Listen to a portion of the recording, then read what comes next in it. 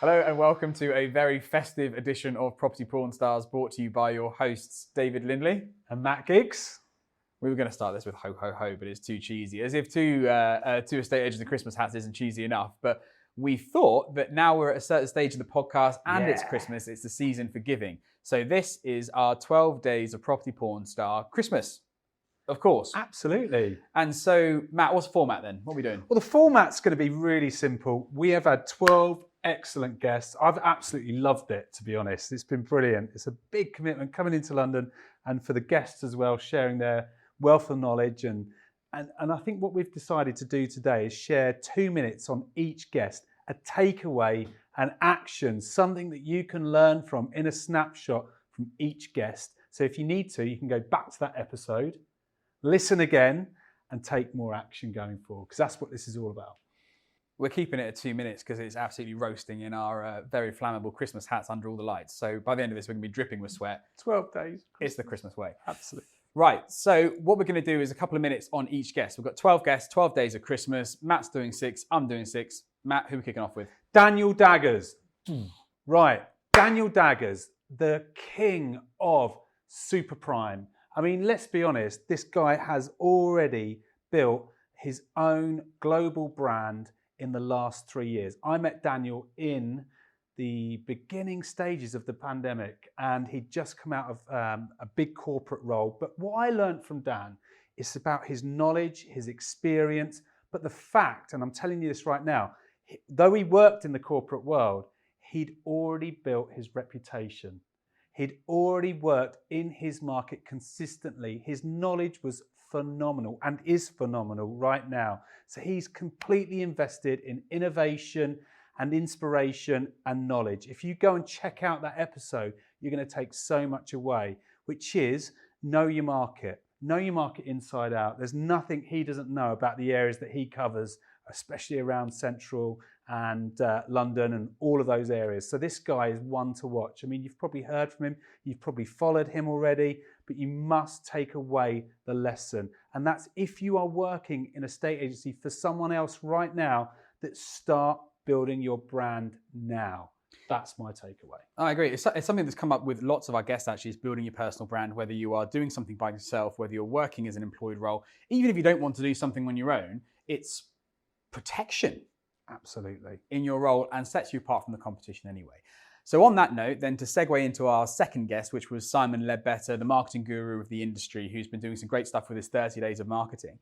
Simon had tons and tons to share on the podcast, but a few things that stood out to me. One was related to this, actually, is the balance between personal brand and just call it corporate brand.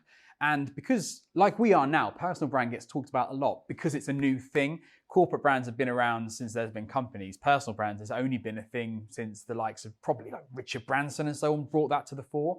So that's where the focus is. Simon, from a marketing and expertise point of view, actually says that I wouldn't choose one or the other.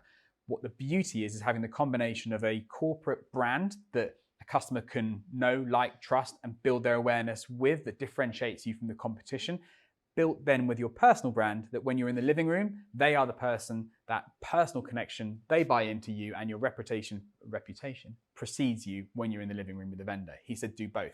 And then one thing I'd add on to that is the concept of propinquity, which is the more that you see something, the more that you like it, the more that you trust it. And I guess in a nutshell, when we talk about personal brand, what we're talking about is getting ourselves out there on social media, being known, videography, posts, commenting, doing podcasts with ridiculous hats on. All these things are there to build up a sense of propinquity with your audience, with your customers. The more you see something, the more you like it, even if they have got a polyester hat on. Absolutely, that's a must.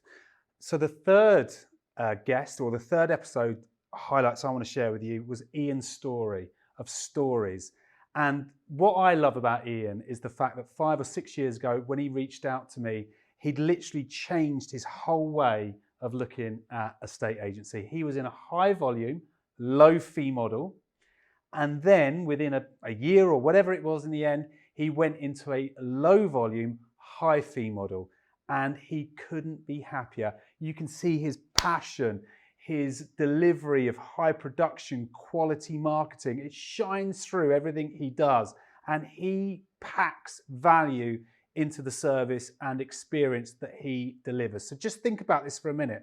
Like many people that are working out there in the high volume market, chasing the lower end, smaller fees, crushing their time, spending time with people that don't value what they do. He switched it, turned it on its head. He charges in excess of 2% on average, I think it was now, and he delivers great results for his clients. His mindset changed from fixed to growth. He went out there, he learned, he is tackling that market and changing that market perception, and he's doing a brilliant job. So go and watch that for sure. Something I really sticks in my mind that he said is that he only takes on instructions that, quote unquote, He likes. No, inspires him. Inspires him. Not that's even it. that he likes, Yeah. that he finds He inspirational. feels inspired by it. And something I was thinking about actually with Ian or any of the other guests that have been on the journey that he's been on, I have yet to meet, I mean, we talk about the premium market. This whole podcast is there to encourage agents to move up market for a whole wealth of reasons. But I suppose here's the thing. You ever met an agent who's gone up market and thought, no, I'm going to go back to the volume market? No, nor have I.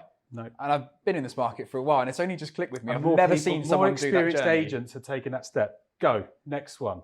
That's it. So our next one was, this isn't a competition, but I think is our second most viewed, downloaded episode, and that's Simon Hawksley. And Simon's really interesting for a number of different reasons. He's not someone who you see very regularly on podcasts and putting himself out there in that regard, but his business model is incredibly interesting.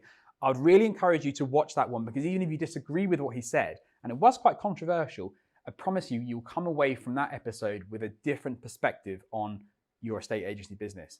Some examples I give of that is firstly is that Simon's business is he intentionally constricts the supply of him as the agent. He only works with 3 families, and there he creates a waiting list of customers that want to work with him.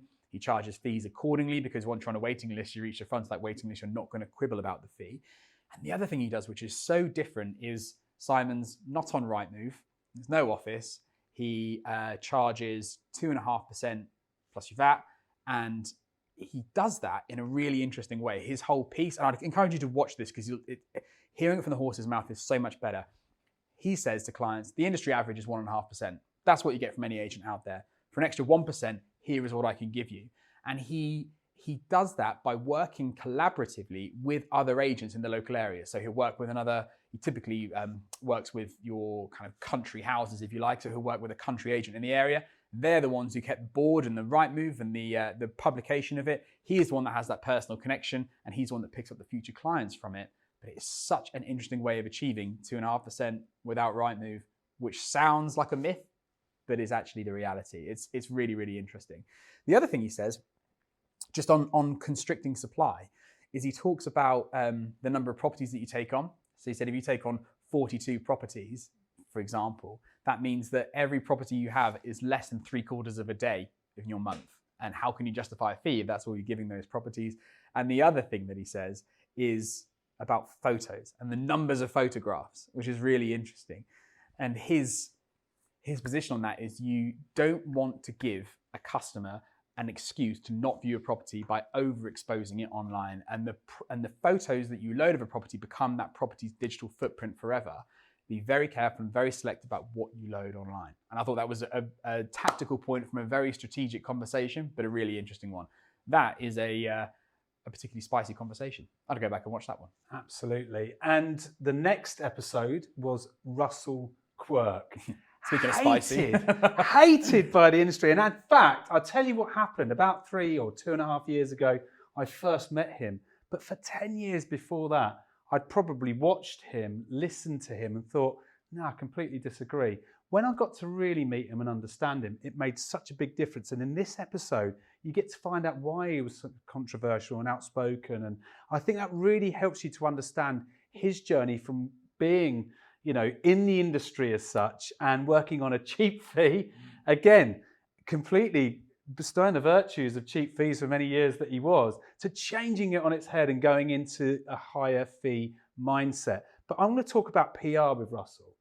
Good PR, bad PR. He is the PR king in the property industry. And what he talked about in that episode was how estate agents should use PR to grow their personal brand, their business brand, and actually look at the way in which you can do it and what kind of content that you can put out there to really inform and inspire your marketplace. And he came up with some absolute gold. And I got loads of messages from people saying, God, I didn't really want to enjoy that episode, but I really did. I got such good feedback on that I one. remember we were in a taxi once talking about this, and we were talking about the podcast and all the guests that we've had on.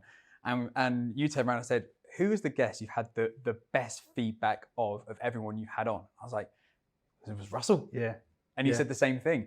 And that's amazing considering he was for several years, as you say, put himself Hated. out there as the nemesis of estate agency industry. But do you know what I would say is he really speaks his mind. He doesn't hide away from his opinions. And I think we could all learn a lot of lessons from that, because actually debate is healthy. You don't have to necessarily always think that you're right, but it's interesting that debate is a healthy way of looking at the way he conducts himself on the social channels. But just on that note, PR guys, if you want to look at how to reach different areas of your marketplace and become known in your market for the experience and knowledge which you've no doubt got, look at your PR. Look at that episode, learn from that episode, and take something away, which I know you can do to inspire and impact your business. So our next guest was someone who's often on the other side of the interviewing table, or sofa, I should say, was Chris Watkin. And it was really interesting to talk to him because he's someone who has produced, I think, in excess of 2,000 videos from interviews with fascinating people from across the industry. So to get that amount of knowledge distilled into one person, then the opportunity to interview that person was fantastic. And again, we've had awesome feedback from our conversation with Chris. There's a few things that stood out to me about the conversation with Chris was that, firstly, about how we need to appeal to different sides of the brain. So Chris says that 1 in 20 decisions are based on logic, the other 19 are based on emotion. We are emotional creatures. We buy on emotion rather than logic. As much as we tell ourselves we buy or we instruct an agent based on logic, more often than not, it's emotion. And the way to do it is to get the logical side of the brain to sign off the emotional side. And we've all been there where you justify a purchase to yourself somehow. You think, I shouldn't be splurging this money, but I can make it up to myself this way or another. The key to do that in a estate agency is through the power of stories. And when we say stories, because we drilled him on this a little bit, and it's worth listening to what he says on this. And I said, well, what do you mean by stories? And really what he means by stories is your reputation, what people know about you before they've met you. And I suppose a lot of that comes back to what you're putting out there for people to see about you, be that on social media or commenting or about PR. That's the way that you build your story and people to know, like, and trust you when it comes to be in the living room. And of course, we got the Chris Watkin 1, 2, 3 method of dealing with internet trolls. Yeah, you did. Because we all encounter them once in a while. Yeah. So check that out. And the next episode or guest that I want to talk about is Jordan Yorath. And God, you want to build a premium brand in a competitive market, listen to that episode. He has come from, I would say what I learned about Jordan, probably more so getting to meet him, was the journey that he's been on and the ups and downs that he's been on in life and the challenges that he's overcome to get to where he is today.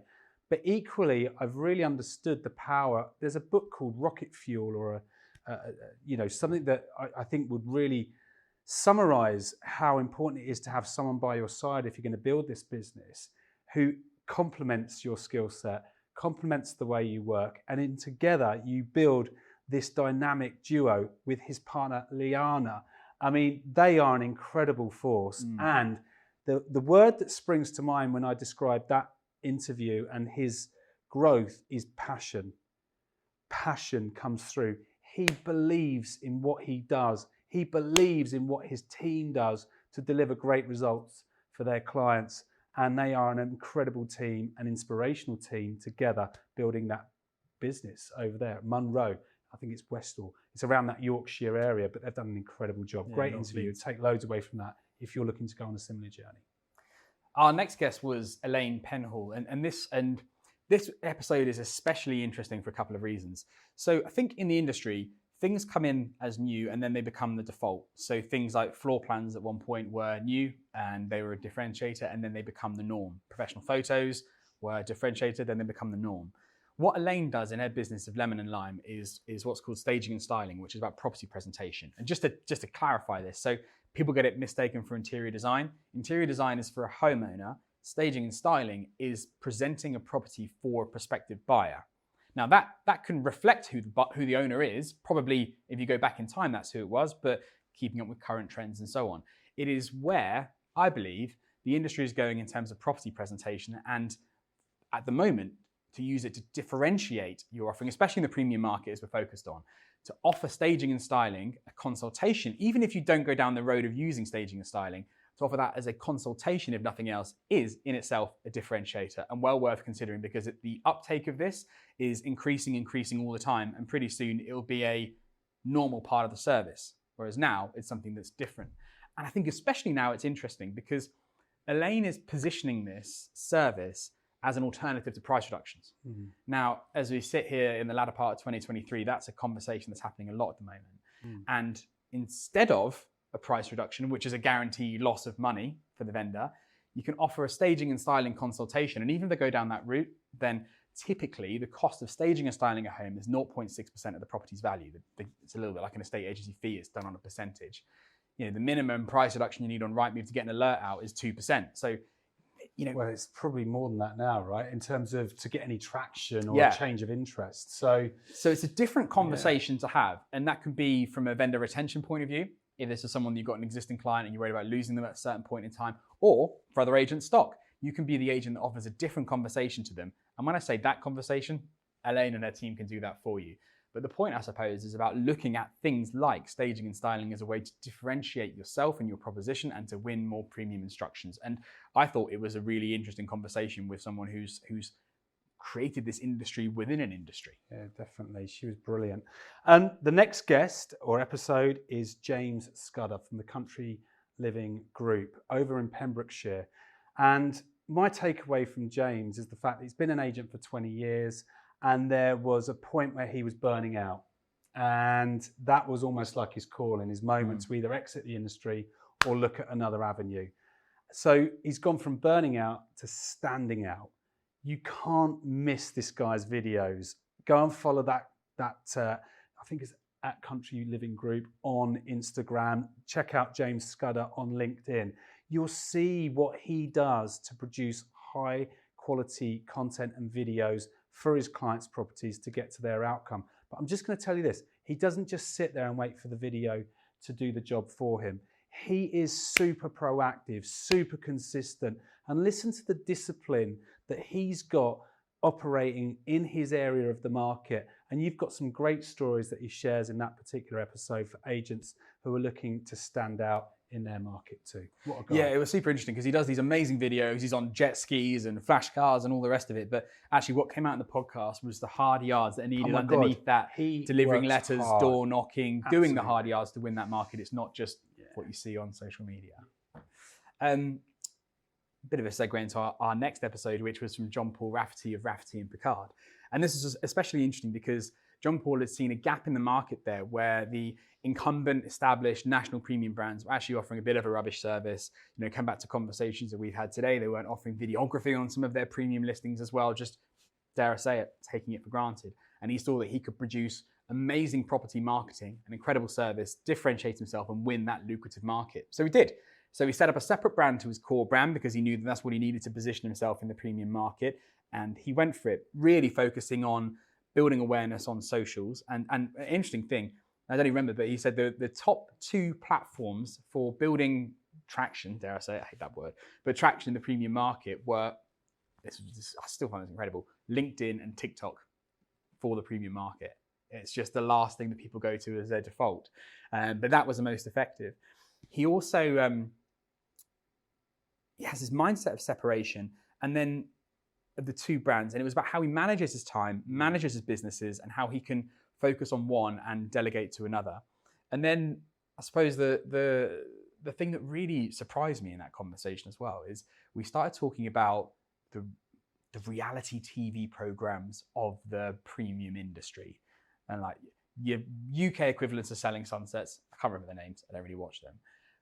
The feedback that I've been getting, people sort of, tut at them and dismiss them and so on. But John Paul took a completely different perspective on them. He thought, firstly, this is great. This presents our industry to a wider public, makes it appealing. But ultimately, this is one of the reasons why he went into it in the first place. He said, if these people on here who he said, look, I watched this and these people seemed like they had significantly less experience than me. They were charging high fees on high properties. And I think he thought, well, if they could do it, I can definitely do it. I've got years of experience. I know what I'm doing. I know I can offer a fantastic service. And he thought, actually, those reality TV programs are great for anchoring a price expectation of what vendors are paying for that service in the premium market. So he completely turned that on its head. And I thought that was really, really interesting. So that's an episode not to be missed. Absolutely. And our next episode was with Freya Mailings. Wow. I mean, if you don't know Omaze, you don't probably know Freya, but you probably do know who Omaze is. It's the one where they do the draws for the big houses. Now, she is the face of their social media campaigns, which means she's seen by hundreds of thousands of people all of the time on all of the social channels. So she is all about high production videography, how to stage, what to achieve in a day. So actually when you're out there producing content, rather than just leaving it to the last minute, prepare your day. If you're going to invest thousands of pounds or hundreds of pounds, whatever your budget is, into your production of social media content, reels, all sorts of videography and photography, make sure you go prepared. Understand your market, understand where you want to put these things, understand where the traction is, understand your reach. And she really went into a lot of detail as to how she's done that. Also working alongside the likes of Simon Hawksley in her earlier years when they were looking at high production video content and why they did that for their clients and what the results and outcome were. So she really did share a lot more detail in that journey and how she's put herself out there on socials and what it's led to by being open-minded, but being more fluid around the way in which she's built her own personal brand and career. And I think what was really interesting for her to say, and maybe this is reassuring in a way, is so let's bear in mind, Freya is a professional property presenter. To camera, that's what she does, that's her livelihood. But even then, she goes back and okay, being on camera is uncomfortable. Even worse is going back and watching yourself on camera. God knows everyone hates that. Especially with the dodgy hat on. But especially with the dodgy hat on. But she goes back and watches everything she does. She goes back and watches it again to critique herself, to understand where she could do better. And to know that someone who's professional at that spends the time and effort to do that shows what it takes to be as good as you can possibly be on camera. So, and she even admitted as well, she hates doing that too. So firstly, some reassurance that even a professional hates themselves on camera. The second thing is to do the hard yards of actually watching your own videos back, as uncomfortable as it may be. And everyone hates their own voice on camera, but do it because that's how you improve. Over to you. And our last guest of our 12 days at Christmas was Adam Lascelles, who runs By Design up in Lincolnshire. And he is only a few months into his journey. He has smashed his year target already and is building a thriving business there in Lincolnshire for premium homes that are presented beautifully, that are charged at the right fee levels. He's having a great time with it. But what really stood out for me was a few things in our conversation. One was the mindset. Adam came from an employed role to building his own business. He's not a self-employed agent, he's building his own business in Lincolnshire. But that takes a mindset shift from being in an office to going it alone and doing your own thing. And that was really interesting to get under the skin of that and into the mindset of it. So if you're someone who's considering a change, then it's worth listening to that for how he manages himself, his time, his discipline, his exercise, his day, for how to structure that and make sure that you stay on track mentally as well as your business goals.